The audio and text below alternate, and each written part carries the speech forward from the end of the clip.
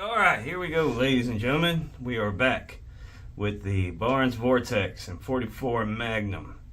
And I know I said I was going to go ahead and just jump right out to 200 yards with these, but I figured, you know what, let's just see how it does at 150 first. So we're gonna take these out, we're going to shoot them at 150 and see what kind of groupage we got going on with these. So y'all stick around and see how it goes down. Alright, here we go. Got Barnes VOR-TX, gonna try 150 yards. Just see what they're grouping at, because at 100 yards they were doing pretty good. So we're gonna see what we can get at 150.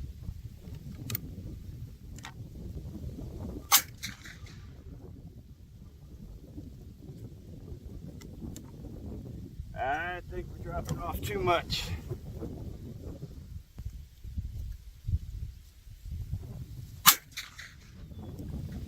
Alright, we're going to try aiming just a little bit higher, see if that does anything.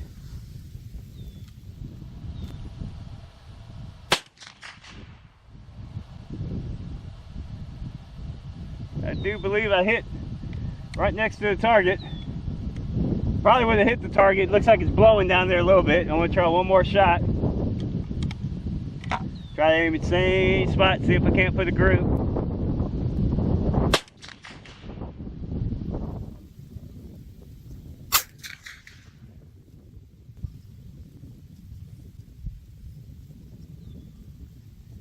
I think that hits the tree behind it.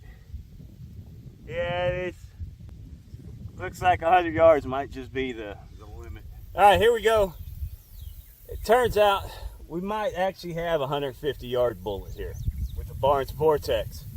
Got to review the footage first. Hopefully the camera did pretty good on picking it up.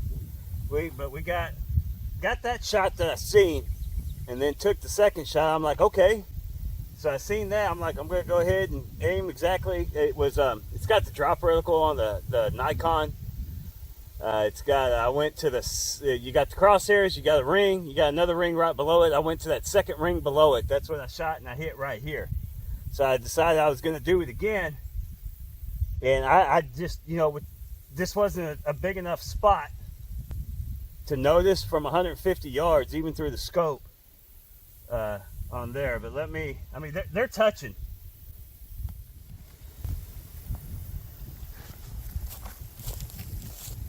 These are the two right here.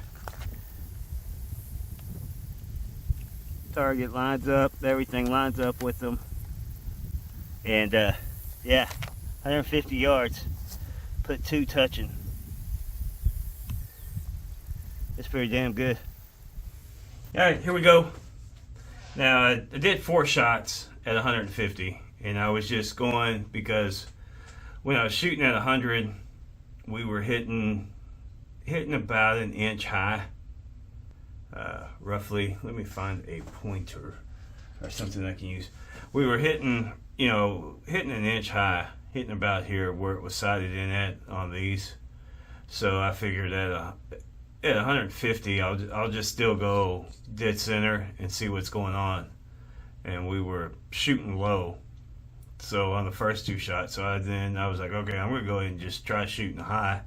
And it's a Nikon scope, and it's got the little bubbles below it. So I went up to the second. You got the crosshair ring and then another ring, and I went to that second ring.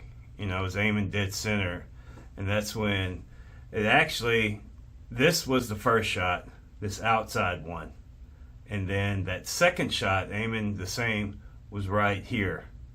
So you got shot and shot touching each other at 150 yards, and it was windy.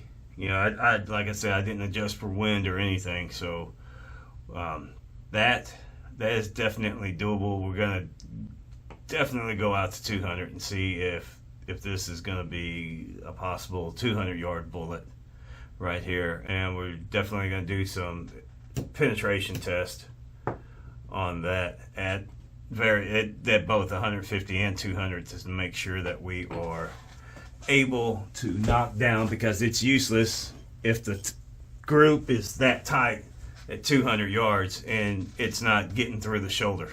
You're turning a deer into coyote meat.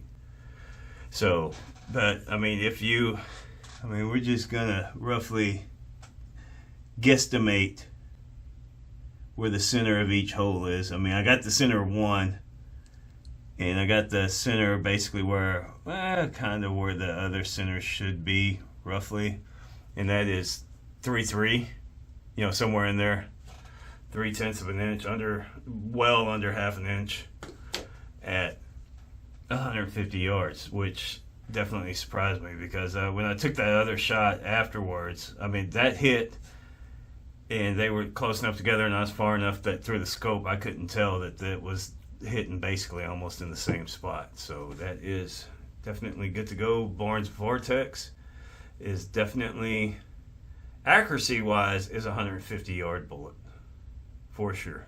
Accuracy wise, we just got to see what the penetration does. So thanks for watching.